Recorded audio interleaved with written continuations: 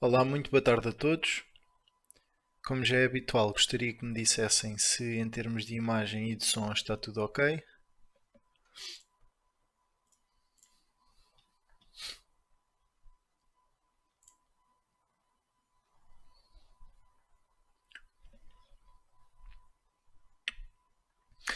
Ótimo.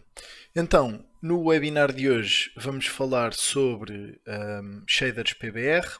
Primeiro que tudo, perceber o que é que torna ou quais é que são as diferenças entre um shader que não é PBR e um shader em PBR. E perceber como é que podemos no Unity construir shaders ou master shaders, que é o nome que se costuma dar, que basicamente são shaders que têm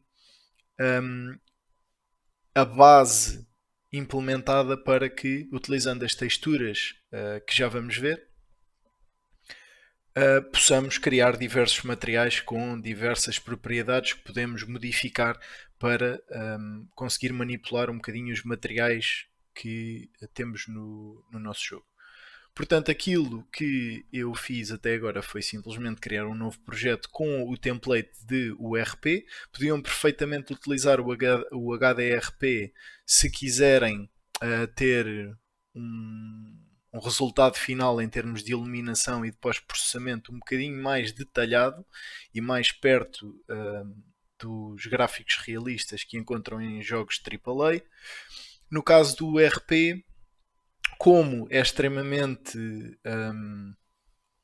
versátil, daí o nome Universal, vocês podem criar desde gráficos minimamente realistas ou já perto de um bom realismo, como gráficos, cartoon e coisas do género.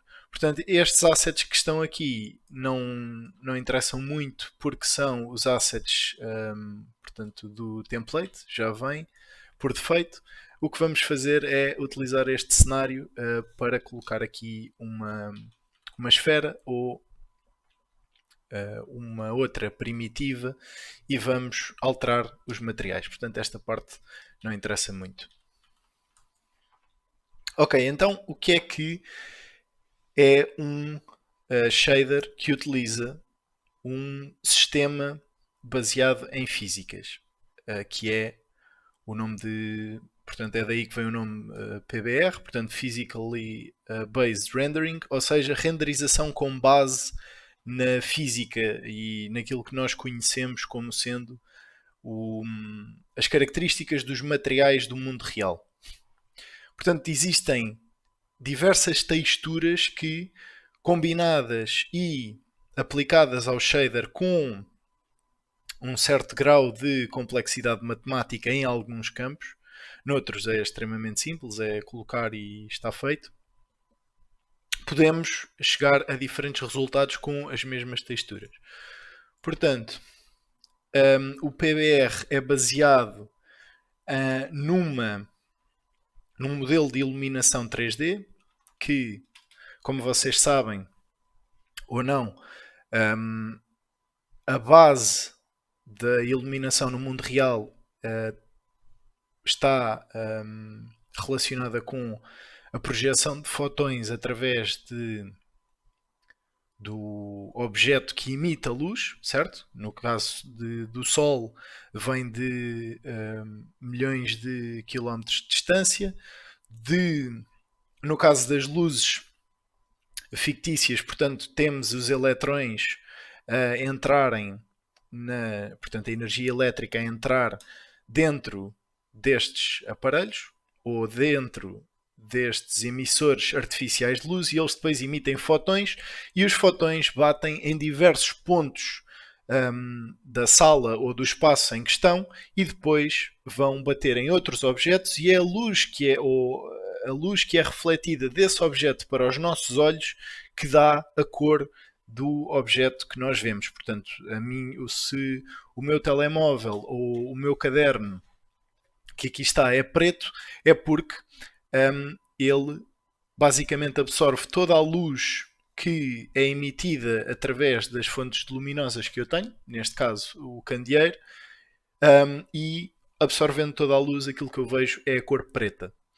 Mas existe uma teoria muito e graus e cálculos matemáticos muito complexos por trás deste realismo do mundo real que nós obviamente não conseguimos ter um, num videojogo. Portanto, para já é impossível realizarmos este tipo de cálculos.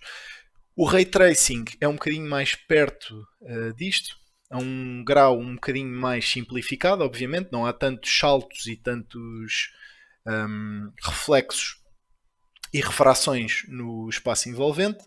É simplificado, mas é mais perto da realidade. Aquilo que nós utilizamos normalmente são os tipos de iluminação que, neste caso, é a base dos shaders PBR, pelo menos no standard da indústria, sendo que estamos a passar agora para a fase do RTX, é o Lambert, o modelo de aproximação de Lambert. E eu posso-vos mostrar. Portanto,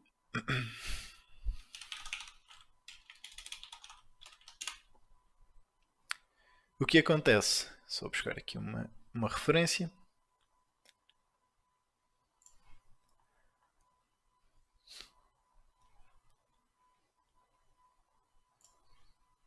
Ok. Pronto, aqui está a referência. O que é que acontece? Nós vamos calcular o dot product, ou seja, o produto interno entre dois vetores, e o produto interno é basicamente dá-nos 1 quando os vetores são exatamente paralelos, dá-nos 0 quando são perpendiculares e dá-nos menos 1 quando são exatamente opostos. Portanto, assim menos 1, assim 0, assim, aliás, assim, exato, assim 0 e assim 1 quando são paralelos. Ou seja, nós podemos utilizar este cálculo, que é extremamente simples, para verificar do ponto de vista do jogador, ou seja, da câmara, vamos enviar raios para todos, ou não é enviar raios, isso é o Ray Tracing. O que acontece é, as normais dos objetos, dos modelos, vão verificar qual é o dot product, ou produto interno, entre o raio de visão do jogador, ou seja, da câmara, e essa normal.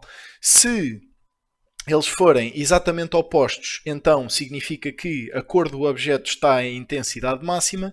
Se for menor que 0, significa que, aliás, maior que 0 significa que está na parte sombria, ou seja, fica completamente preto, e quanto mais perto de menos 1 estiver, mais iluminado fica. Portanto, entre 0 e menos 1 está as diferentes gamas de iluminação de Lambert.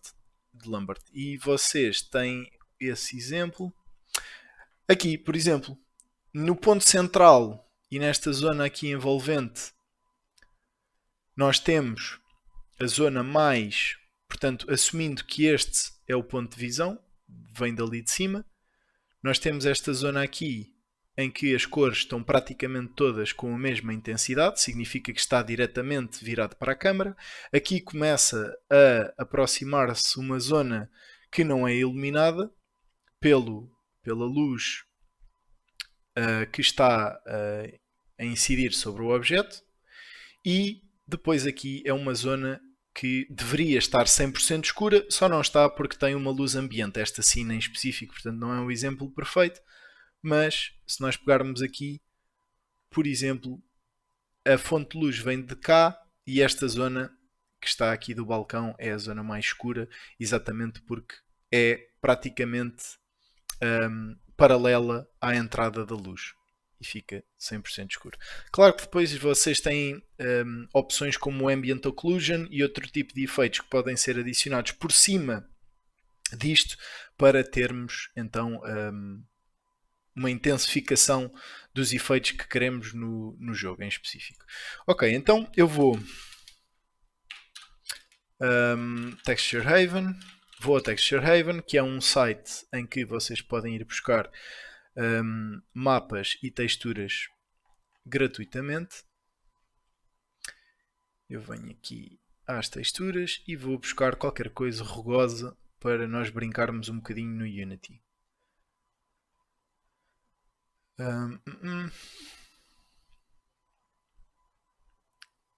Ok, este tem umas folhas e lama, parece-me engraçado, para brincarmos. Portanto, eu vou fazer download de todos os mapas e vamos, acho que 2K chega perfeitamente. E vou colocar aqui numa pasta chamada Textures.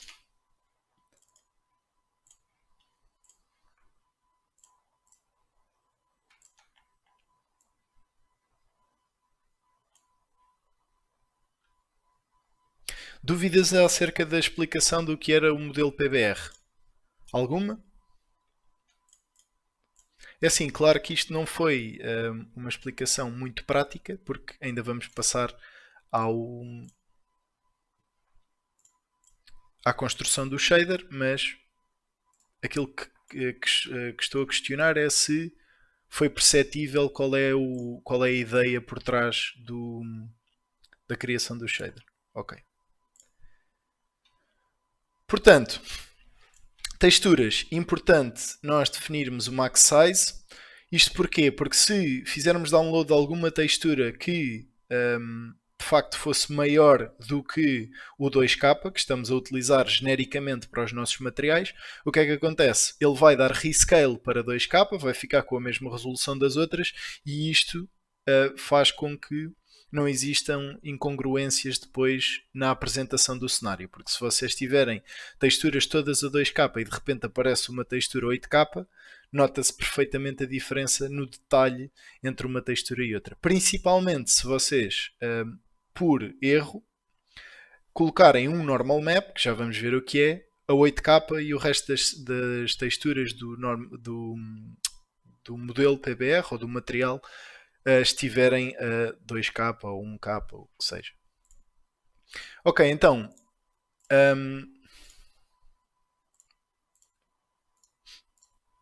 aquilo que eu vou fazer, portanto isto compressões, filter modes não precisam de mexer em absolutamente nada. Aquilo que é importante fazer agora é a criação, e aliás eu vou criar aqui uma pasta webinar, porque o template veio com algumas pastas. Ok, temos as texturas, vou criar aqui uma pasta Materials e outra pasta que será então Shaders. Pronto, então toda a gente percebe a diferença entre um shader e um material e uma textura? Aí estamos todos no mesmo nível de compreensão, ou alguém precisa de uma explicação de qual é a diferença entre materiais e shaders? É que é perfeitamente possível. Ok. Ótimo. Então, vamos criar aqui um material que vamos chamar de PBR Master, _Master, por exemplo. Nós ainda não temos o shader criado, mas se repararem, quando criam um material dentro de uma scene como esta, em que escolhemos um projeto 3D e com o URP, o que é que ele faz? Ele cria automaticamente qualquer shader que vocês criem como um Universal Render Pipeline Lit, o que significa que é afetado pela luz e isto torna o objeto à partida PBR, porque para além do facto de ser iluminado, temos espaço para colocar os mapas referentes ao modelo PBR. Portanto, temos aqui o Base Map, que há de ser o Albedo. Temos o Metallic Map, que é o mapa de as partes do material que são metálicas. Depois a Smoothness, que define qual é o nível de brilho que o material apresenta. Normal Map, Occlusion Map, podemos meter Emission Maps também. Portanto, mesmo que não queiram criar os vossos próprios shaders, aquilo que o Unity usa por defeito é o modelo PBR para tudo aquilo que vocês veem neste cenário. Ok, para shader eu vou utilizar o PBR Graph.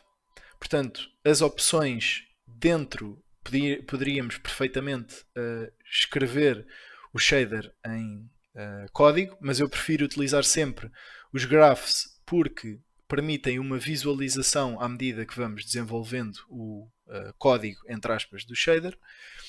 E tem também a opção de Unlit, que basicamente faz com que o objeto não tenha as propriedades nem as texturas referenciadas para o modelo PBR e a única coisa que tem é cor ou emissividade, e depois vocês podem calcular com outro modelo de iluminação, por exemplo, em vez de ser o Lambert, podem usar Phong, Phong Blink, podem usar imensas outros modelos de iluminação que podem ser mais rápidos ou serem exatamente aquilo que vocês procuram para o vosso projeto. Portanto, o Unlit Graph acaba por ser o mais versátil. O PBR é especificamente utilizado para o PBR e já tem no Masternode, como vamos ver, todas as propriedades indispensáveis para termos o modelo PBR em funcionamento.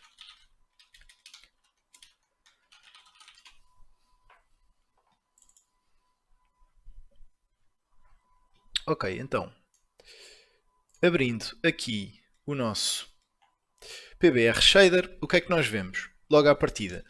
Aquilo que temos que começar por fazer é perceber este material que nós vamos criar neste momento é um material opaco ou transparente. Isto porquê? Porque normalmente quando vocês criam materiais master materials, ou seja, materiais que podem ser reutilizados diversas vezes, devem sempre criar dois no caso do modelo PBR.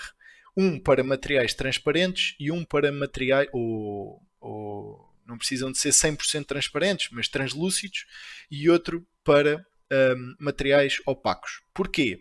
Porque nas definições da Masternode vocês têm que selecionar se querem um objeto transparente ou parcialmente transparente ou querem um objeto opaco. Isto porque no URP e HDRP vocês podem selecionar se querem que a placa gráfica tenha Depth Textures e Opaque Textures ou não utilizarem. E é óbvio que vocês querem selecionar este tipo de coisas para permitir que o Unity tenha o máximo de performance ou a melhor qualidade na performance possível para quando lançarem o vosso jogo ou simplesmente fizerem build para testar.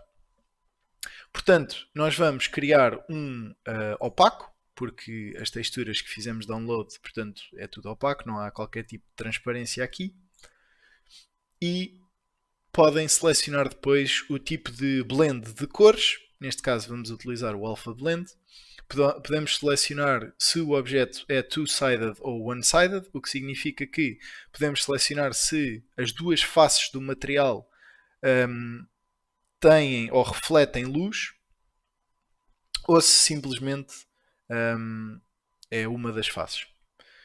E depois podem também selecionar o workflow que vocês quiserem utilizar. A única diferença entre eles é que o Metallic Map vem o inverso do Specular quando fazem export do software de texturização, que pode ser Substance Painter, Designer, Blender, aquilo que seja.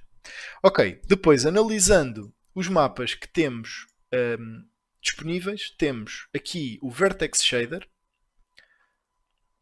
que são estes três nodes que aqui estão, referem-se ao Vertex Shader do PBR Master, e o Vertex Shader é o quê? É a zona do shader em que nós podemos manipular os vértices do nosso material, ou do nosso modelo ao qual aplicamos o material, assim aqui é. E isto é especialmente importante para fazermos uma espécie de um displacement. Porquê? Porque se vocês olharem para este material que aqui está, não é propriamente uma esfera perfeita, certo? Existem rugosidades, existem relevos, há partes mais altas, partes mais baixas, e se não tivéssemos este tipo de manipulação dos vértices da nossa esfera, nós nunca conseguiríamos atingir este resultado tão realista que tem um chão com relevo, etc. E nós, se calhar, depois até para além da esfera, vamos colocar num plano também para percebermos as diferenças. Ok, depois temos o albedo, que é essencialmente a cor de cada pixel, e lá está, isto é a zona do pixel shader, ou fragment shader, e esta zona faz alterações na cor do pixel final, de cada pixel final do material.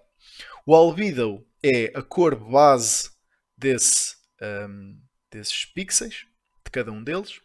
O normal é basicamente a propriedade que controla como é que aquela zona em específico do material reflete luz, ou aquele pixel reflete a luz. Temos o emission map, que é utilizado para objetos que têm uma certa parte que é emissiva. E eu posso, por exemplo, deixem-me ver.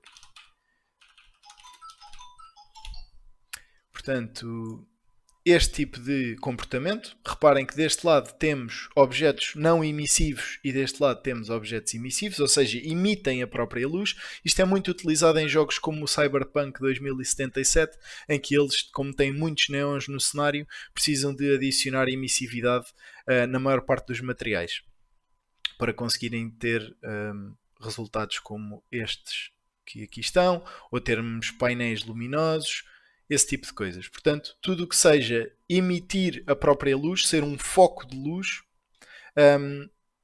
precisa então de um emission map ou então de um valor de emissividade, se nós não quisermos só uma parte do material que seja emissivo, como é este o caso.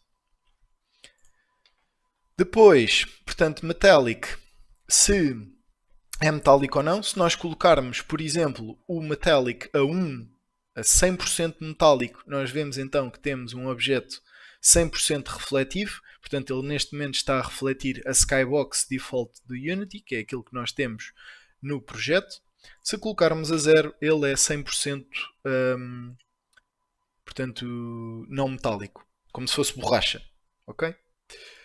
Depois, e aliás, eu disse uma coisa que está errada, eu disse 100% refletivo. Porquê é que não é 100% refletivo quando colocamos o metallic a 100%? Porque nós conseguimos controlar, por exemplo, se o metal, neste caso estamos a colocar o metallic a 1, significa que é um material que é feito 100% de metal, mas o metal pode estar sujo, ou pode estar com uma espécie de uns piquinhos de estar gasto, ou de ter batido no chão, ou ter batido em outro metal várias vezes, ou em rocha, e está um bocadinho poroso, certo?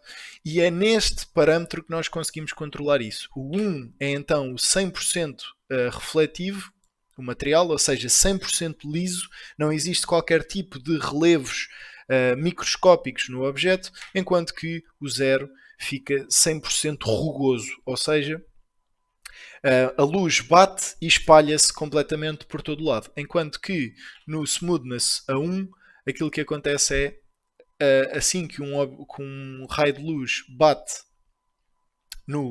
na superfície do material, ela sai 100% refletida. Ou seja, com o eixo central no normal. Ou seja, esta é a normal do objeto. Se ele entra neste ângulo, sai exatamente no mesmo ângulo do outro lado. Depois temos o Occlusion Map, que basicamente cria zonas mais escuras nos vincos do objeto, ou nas zonas que estão ocludidas por outros objetos. Imaginemos que aqui, e já vamos ver isto melhor, mas estas zonas em que existem muitas folhas, se repararem a lama, a parte de baixo, está muito mais escura do que esta zona em que a luz bate diretamente, certo? Nós vamos conseguir este efeito no modelo PBR através do Ambient Occlusion, em que ele vai dizer estas zonas estão a ser ocludidas próprio material na zona das folhas, portanto nós vamos colocar um tinte, ou seja, uma cor mais escura nesta zona da lama. E depois temos o alfa, que nós podemos ter certas zonas transparentes, no caso das janelas, por exemplo, Video Game Windows, e isto foi buscar o Windows 10, fantástico, ok.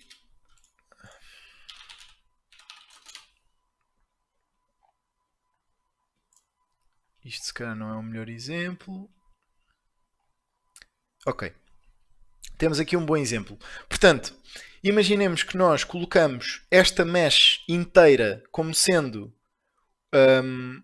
ou melhor, reformulando a frase, imaginemos que nós definimos esta porta ou estas duas portas como duas meshes, portanto, esta para a esquerda e esta para a direita. Não estamos a separar o vidro do resto da mesh. O que é que acontece? Nós precisamos de dizer que zonas é que têm transparência, no caso de ser um material transparente, e aí nós temos um mapa a preto e branco que define esta zona como branca, ou seja, tem transparência. Não há de ser 100% branco, porque nós vemos aqui uma espécie de uma cor no vidro, o que significa que há de ser um cinzento muito claro. Pronto, e basicamente o Alpha Map serve para isso, para nós definirmos que zonas do material é que são transparentes. E aí poderíamos aplicar o mesmo material à porta inteira, sem ter que separar a mesh, e com o Alpha Map definimos qual é a zona que é transparente. Ok, então agora eu vou colocar aqui texturas. Portanto, nós fizemos download de... Deixem-me só confirmar. Portanto, fizemos download de Albedo, Bump Map, Ambient Occlusion, Displacement Map, Normal Map, Roughness Map e Specular. Ok. Então, nós vamos ignorar aqui o Bump, porque para já não vamos utilizar isto. Vamos utilizar sim o Displacement Map. Vamos utilizar, portanto, todos menos o Bump, ao fim e ao cabo, que são os mais utilizados. Portanto, eu vou adicionar aqui Albedo, AO, de Ambient Occlusion, Normal Map, Displacement Map,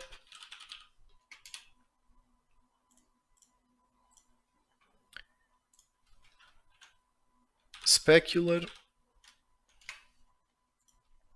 e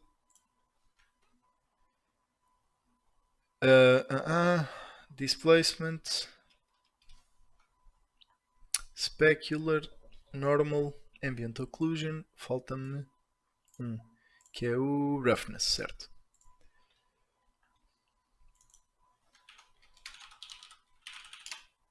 Ok. Portanto, tenho agora todas as texturas deste lado e vou começar por fazer sample às mesmas. E o sample, ao fim e ao cabo, serve para quê? Para nós conseguirmos samplar no shader a textura que estamos a adicionar. Ou seja, o que é isto? Nós, quando adicionamos uma textura a um videojogo, ela fica em memória RAM até a samplarmos. Quando a samplamos, vamos colocar esta mesma imagem, esta textura, à disposição da placa gráfica para que ela possa utilizar a textura nos materiais ou nos shaders que estão inicializados. Portanto, vamos copiar aqui os samples. Ambient Occlusion.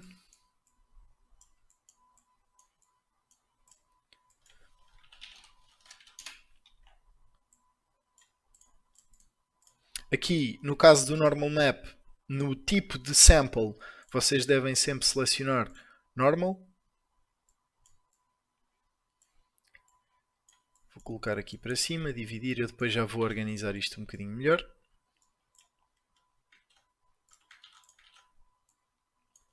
Displacement Map.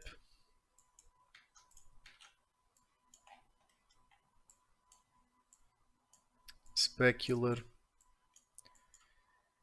E Roughness.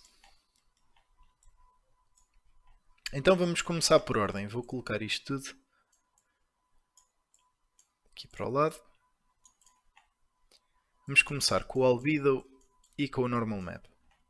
Portanto, o Albedo é muito simples. Nós pegamos numa textura, e eu vou colocar aqui uma textura default, para nós irmos testando e vendo o resultado. Portanto, no Albedo eu vou colocar a cor base do objeto, e se repararem, nós temos então 3 canais.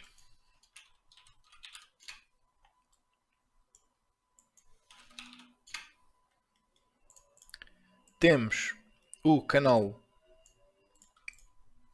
vermelho, temos o canal verde e temos o canal azul.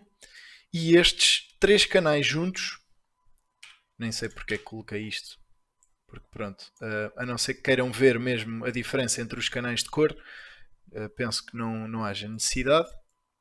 Mas aquilo que acontece é, estes 3 canais de cor vão representar uma cor final para o objeto que será então adicionado aqui à cor. E vocês podem reparar que o Albedo diz mesmo, tem ali um 3, que significa que recebe um vetor de 3 posições.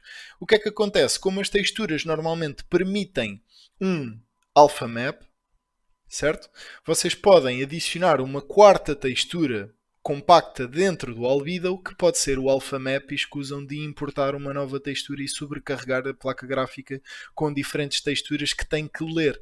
Assim, podem ter nos 3 canais principais o Albedo, e o Alpha podem adicionar como Alpha Map.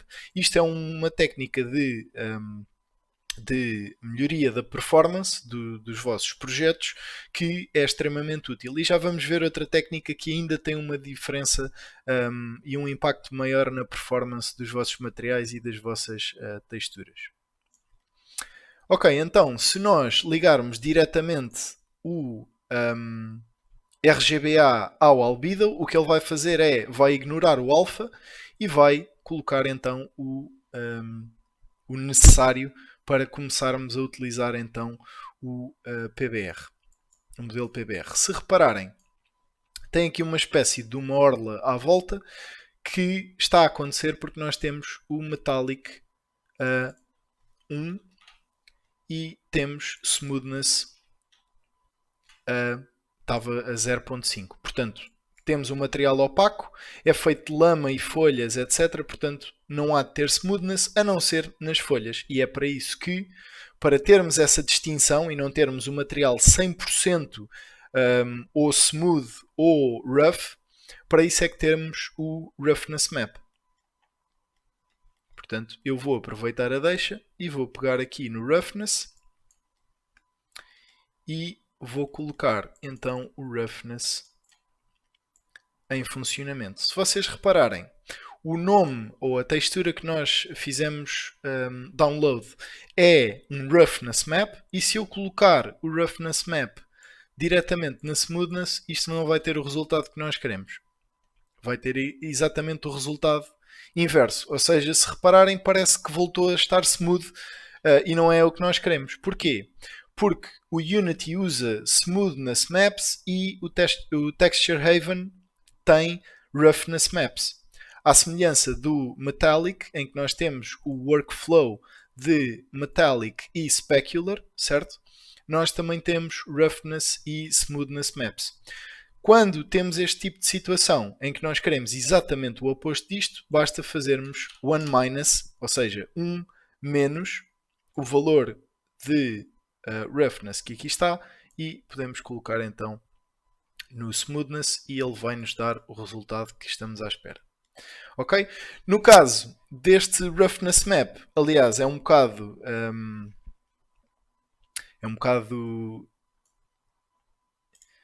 como é que eu ia dizer, inútil nós colocarmos um roughness map samplado quando não temos absolutamente nada atribuído. Portanto, deixem-me só vir aqui, fazer a seleção então. Eu não tenho isto do vosso lado. Portanto, roughness map está aqui. Vamos verificar se tínhamos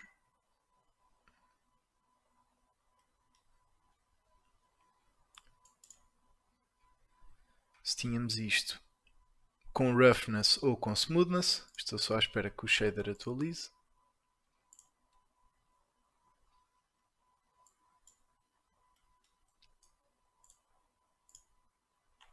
Está difícil. Aliás, eu vou fechar e abrir outra vez, não sei o que é que se passou.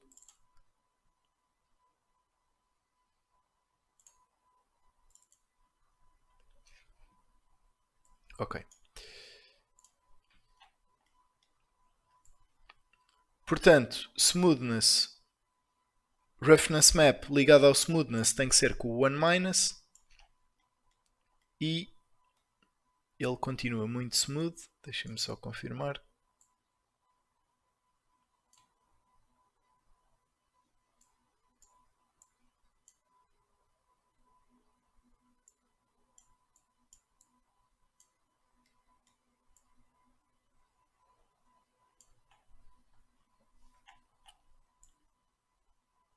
Ok, já vamos ver. Certo, isso era outra coisa que eu ia dizer. Ainda bem que fez esse comentário, Conrado. Porquê? Porque o roughness map e smoothness, ambient occlusion e specular são tudo canais single channel ou one channel. O que é que significa? Que apesar de termos uma textura completa com 4 canais de cor, certo? Temos o red, o green, o blue e o alpha. Nós não precisamos de os usar todos. Porquê? Porque são todos iguais.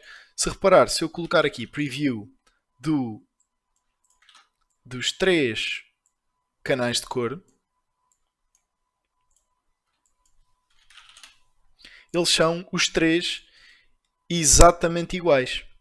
Ou seja, e era isto era a isto que eu ia chegar daqui a pouco, que é, vocês podem, se estiverem habituados a utilizar o Photoshop ou utilizarem um software de texture packing, vocês podem colocar o roughness no canal vermelho, o ambient occlusion no canal verde, por exemplo, o displacement no azul e ainda podem colocar outro mapa que seja single channel no alpha e podem utilizar apenas uma textura, separá-la no shader e utilizar essa mesma textura para os diversos canais necessários ou texturas necessárias ou informação necessária, aliás, para o modelo PBR. Assim, poupam no número de texturas que mandam para a placa gráfica na execução do jogo e faz com que o vosso jogo fique muito, muito mais rápido na leitura de texturas e isto tem um impacto especialmente grande no loading time dos vossos jogos. Ok, portanto, estamos a utilizar o Red Channel, como poderíamos utilizar o Green ou o Blue, não faz qualquer tipo de diferença neste caso. E vamos então, deixem-me só manter isto. Vamos adicionar o Normal Map. Portanto, Normal Map, vamos selecionar o Mud Leaves, cá está ele. Vamos colocar este aqui em cima.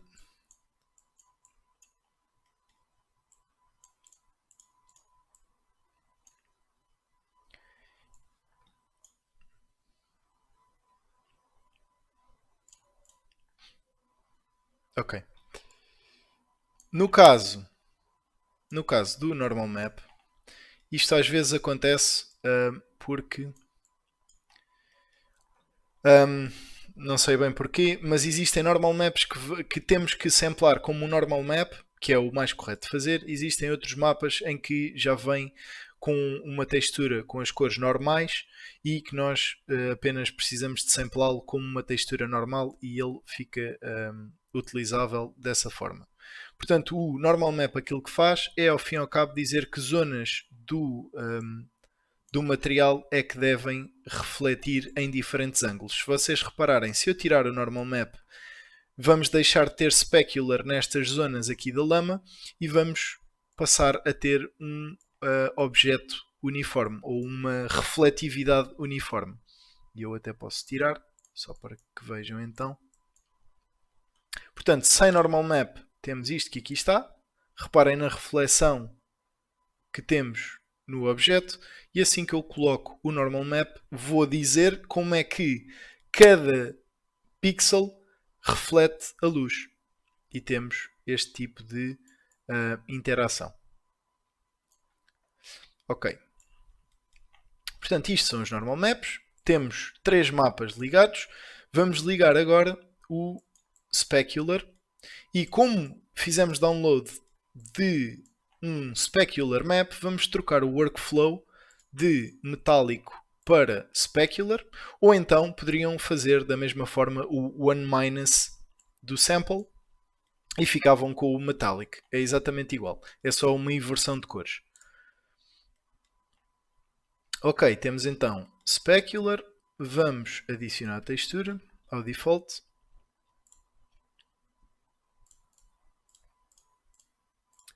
Portanto, specular, cá está ela. E, da mesma forma, vamos só utilizar o red channel porque são todos iguais. E temos então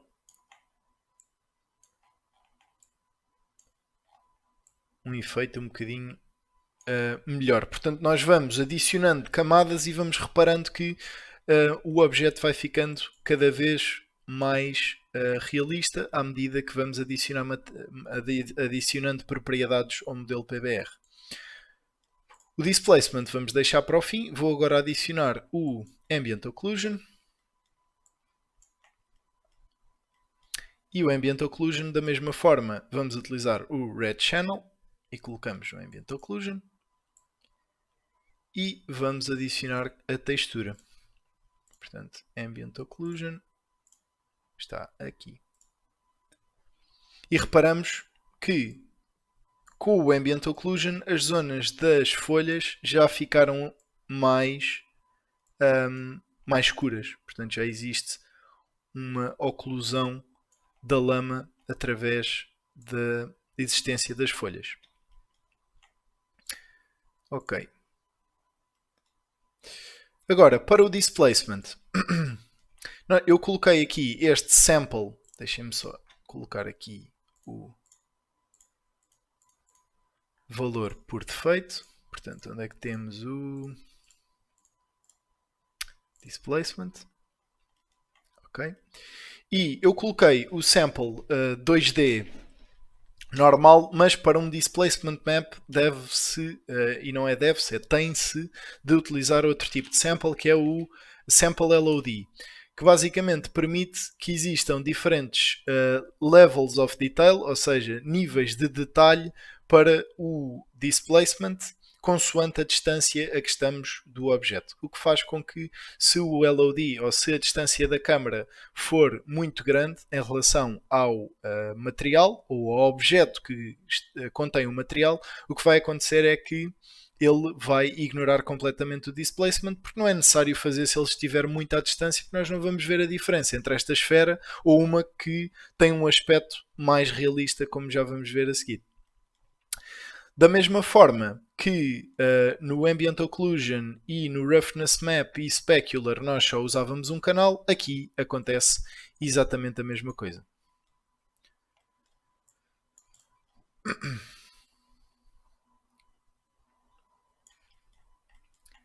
Portanto, e em relação ao displacement, aqui já é necessário fazer algumas contas, porque se vocês colocarem o displacement map diretamente no vertex position, isto faz com que magicamente o material desapareça ou a mesh desapareça. Porquê? Porque aquilo que está guardado nesta informação de textura é relativo à posição que o vértice terá quando o material com este displacement for aplicado à mesh. O que é que acontece? como eu estou a dizer que esta textura representa a posição dos vértices, eles vão todos para a altura representada por esta textura no mundo. Nem sequer tem a ver com o espaço do objeto, coloca no mundo num espaço aleatório e fica todo planado. Portanto, aquilo que temos que fazer é multiplicar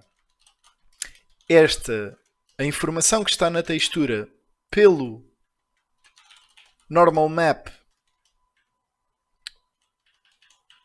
pelo normal vector, aliás, ou seja, pela normal da mesh. Temos a normal da mesh, temos o nosso vetor da normal, temos o displacement para aquele pixel em específico, ou seja, temos a normal daquele pixel ou daquela zona da mesh, temos a posição em que o pixel vai ter que estar com base no displacement map.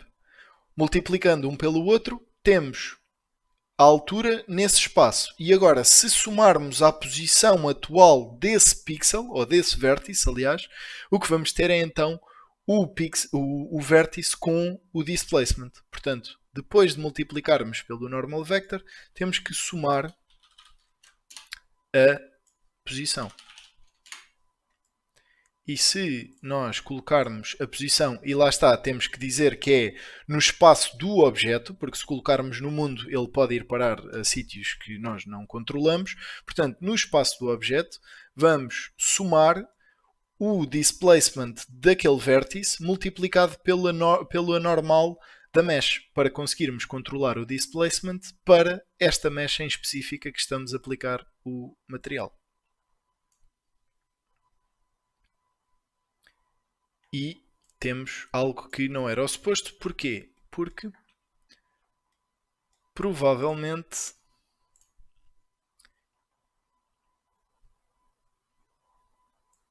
eu estava a colocar aqui tangent space e tem que ser os dois em object space, obviamente. Precisamos de dizer que queremos as coordenadas, tanto normal como de posição do vértice, portanto, no espaço do objeto. E aqui já temos um displacement mais realista, se bem que este displacement map não tem detalhe suficiente, como é 2K, não tem detalhe suficiente para nós conseguirmos ter algo deste género, que é uma textura 8K. Portanto, para termos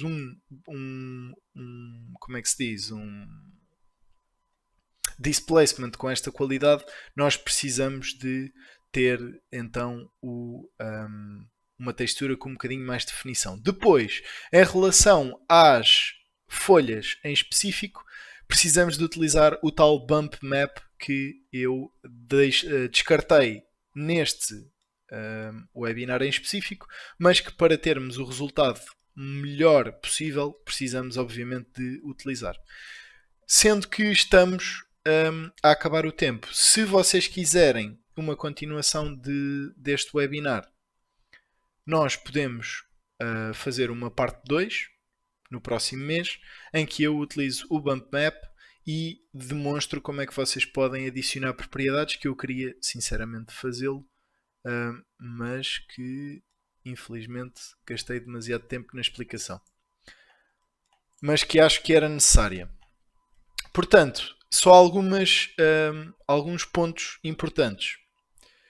Se vocês tiverem este tipo de comportamento várias vezes em vários shaders, isto que aqui está, certo? Portanto, para todos os displacement maps vocês vão ter que utilizar este setup, em que a posição e o normal do vértice são associados ao mapa de displacement e depois adicionados para terem então o vertex position. Aquilo que podem fazer, e que eu aconselho que façam sempre, é selecionar estes objetos em específico e fazer convert to subgraph, e depois podem criar um subshader que eu vou dar o nome de PBR Displacement. E o PBR Displacement recebe então um Displacement Map e retorna o vetor de displacement, o que é extremamente útil para reutilizarem código, ou grafos neste caso. Outra coisa que podem fazer e que é relativamente rápida é se vocês quiserem intensificar o tinte de de um material. Neste caso, estamos a olhar para o albedo e se vocês fizerem split, têm então acesso ao R, ao G e ao B, certo? O que é que vocês podem fazer com isto? Podem fazer multiplies e criar propriedades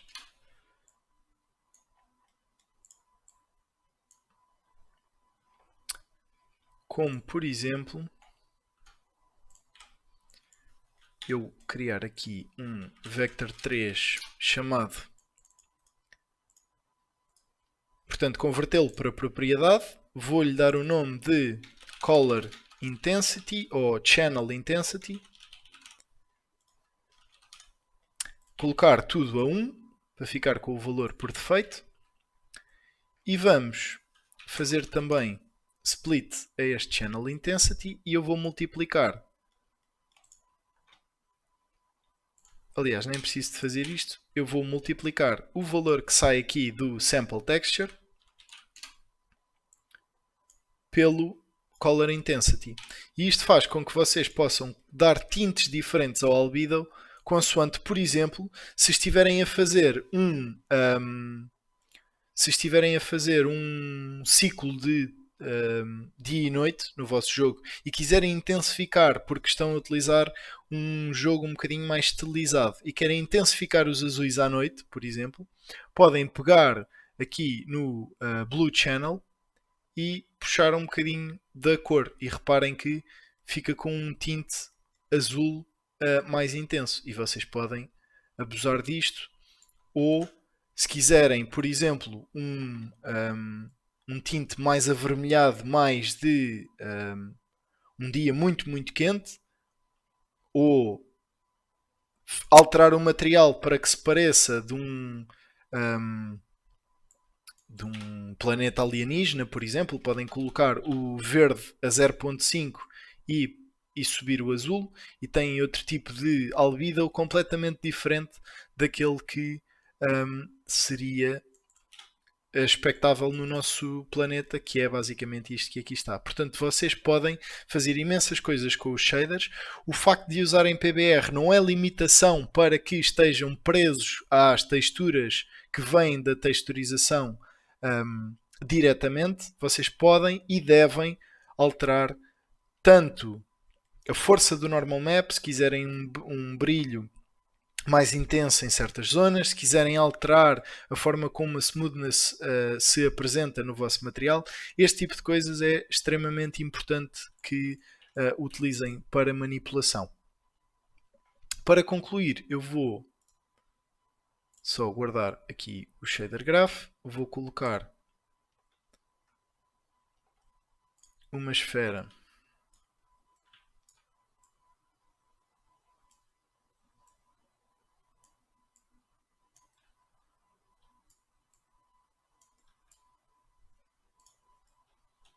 e vou aplicar então ao shader, ao nosso material, o shader que acabamos de criar. Portanto, PBR shader, temos os valores por defeito e temos então o nosso material e eu vou colocar também num plano. Aliás, já que temos que é um objeto de material de chão, reparem que nesta situação o que é que aconteceu? Como temos o displacement aplicado diretamente a um plano, ou neste caso até a uma box, aquilo que acontece é que ele sobe logo. Daí eu estar a dizer que no material podem colocar uma propriedade que define quão elevado é o número ou o valor do displacement. Portanto, se reduzirem o valor, ele começa a baixar e fica um bocadinho mais constringido um, à esfera original, ou então podem subir se quiserem algo um bocadinho mais displaced, ao fim e ao cabo. E podem controlar isto também, obviamente, vindo ao vosso material e tirando o Displacement Map.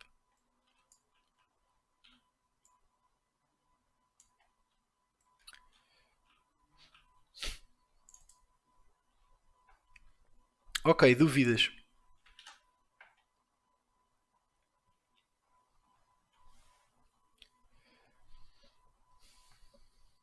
Certo, Fábio, obrigado pelo reparo.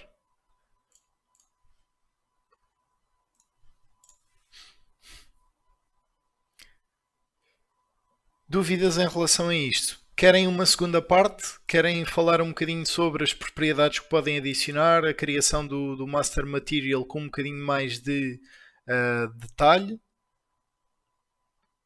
Ou acham que é algo que não é necessário?